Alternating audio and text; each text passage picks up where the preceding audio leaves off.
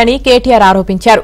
రేవంత్ రెడ్డి కుర్చీకి భరోసా లేదని, సీఎం కుర్చీ కింద ఖమ్మం, నల్గొండ బాంబులు ఉన్నాయంటూ సెటైర్లు వేశారు. హైడ్రా వ్యవహారంలో రేవంత్ సోదరుడికి ఒక న్యాయం, పేదలకు ఒక న్యాయమా అంటూ కేటీఆర్ ప్రశ్నించారు. 10,000కే దిక్కులేదు. రైతు బంధు కాదు, రైతు భరోసా అన్నాడు. రైతు భరోసా కాదు, ముఖ్యమంత్రి కుర్చీకే భరోసా లేదు. ఎప్పుడు వీక్తాడో, ఎవడు వీక్తాడో. నల్గొండ బాంబా, ఖమ్మం బాంబా, ఆ భయంలోనే బతుకుతున్నాడు 9 నెలల నుంచి తప్ప రైతు భరోసా లేదు. ముఖ్యమంత్రి కుర్చీకే భరోసా లేని పరిస్థితి. ఆడపిల్లల పెళ్లిలకు డైలాగ్ కొట్టిండు. కేసీఆర్ ₹1,00,000 ఇస్తున్నాడు, నేను తులం బంగారం ఇస్తా అన్నాడు.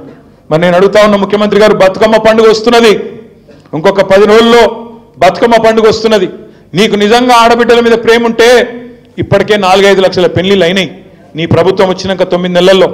మరి ఆ 4-5 లక్షల మంది ఆడబిడ్డలకు కూడా తప్పకుండా తులం బంగారం చొప్పున వెంటనే ఇయ్యాలి.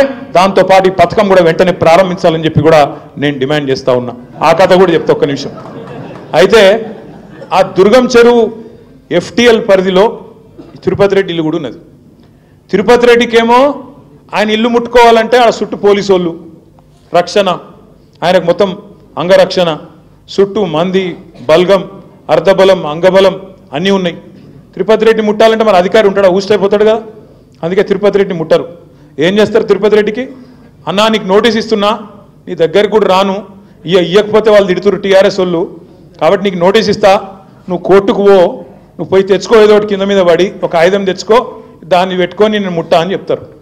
అదే గరీబ్ గాడు ఉన్నాడు అనుకో, తెల్లారి 3 గంటలకు బుల్డోజర్లు వస్తాయి ఇంటికి.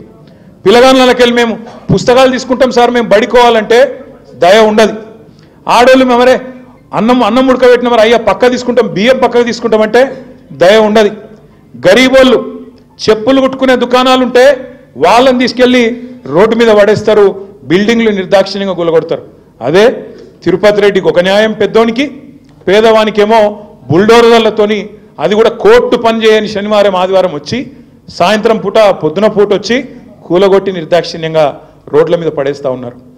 మావాడు కాడు మీ వాడే అంటున్నావు నువ్వు. సరే నువ్వు చెప్పింది ఒక్క నిమిషం నిజమే అనుకుందాం. మరి ఆయనకు కండువా కప్పిన సన్నాసేవాడు?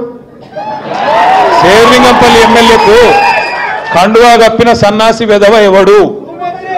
మా BRS ఎమ్మెల్యేల ఇంటింటికి తిరిగి వాళ్ళ కాళ్ళు మొక్కుకుంటా, వాళ్ళ కాళ్ళు పట్టుకొని పోచారం శ్రీనివాసరెడ్డి ఇంటికి పోయి